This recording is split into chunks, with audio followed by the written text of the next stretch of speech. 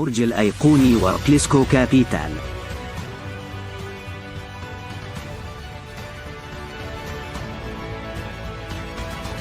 يعد البرج الأيقوني أعلى برج في قارة إفريقيا حتى الآن، حيث يصل ارتفاع البرج نحو 400 متر، بينما كليسكو كابيتال ناطحة سحاب عملاقة مرتقب بنائها في العاصمة الإدارية الجديدة، تم الإعلان عنها في عام 2018 بهدف أن يصبح أطول مبنى في العالم متجاوزا برج خليفة بطول 1000 متر.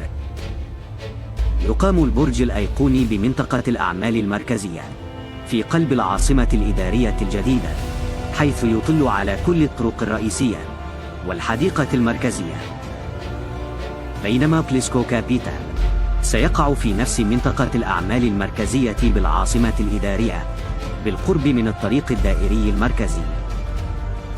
تم تصميم البرج الأيقوني ليصبح مثالا رائعا على العمارة الحديثة ذات المستوى العالمي داخل المدينة، فيعد البرج جزءا من مجموعة أبراج يبلغ عددها 22 برجا تكون منطقة الأعمال المركزية بالعاصمة الإدارية، بينما كليسكو كابيتال له هندسة معمارية مستوحاة من الطرز الفرعونية ويشبه إلى حد كبير تلك الموجودة في المسلة المصرية القديمة.